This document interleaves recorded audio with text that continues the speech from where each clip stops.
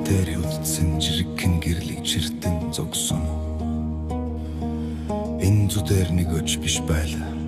Тэр зүрхнийх нь химнэл дээр хамт нэвчиж хаан ихтэй дуудах мэд сандна.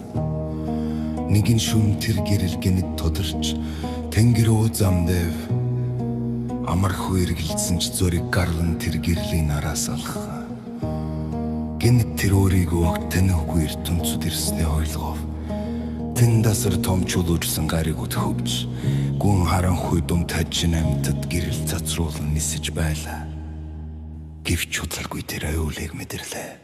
Асар том сүдэр түүнийг дагаж энэ бола эзэн мангас гэж танилдуу сонсогдов орчлангийн нэлж дахин гарч ирлээ.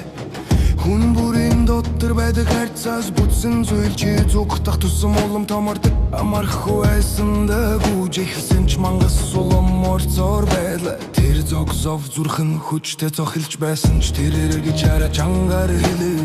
Би чамаас зүгтахгүй. Гэнэт мангас зогсож ажмаар жижигэн эцэсэн жижигэн сүдэр болон зомхорчлээ. Элчин тэмсэглэн жинхэнэ зариг эдэг айцаас зүгтэх биш харин түүнтэй нүр тулах юм гэв. Аял идэл жилсдэр тэднийг нурж буйгаа тэр хүрүүтэн бүр зүйл бутран унаж байх. Энэ бүр найдвар алдсан ерөнгөц ич илж хэлэв.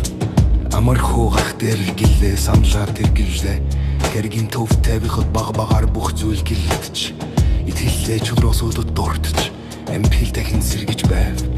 Яагад ингэж болдог юмдаг гэж амархуу гайхнаас ов. Учрын жижигхэн гисэн идэл найдвар орчлон өөрчилж чаддаг гэж илж хариулав. Удалгүй амархуу буцаж ирв тэр үрдэн адил жахан хүн хിവэр байсан ч дотор насар том өөрчлөлт болсон байлаа.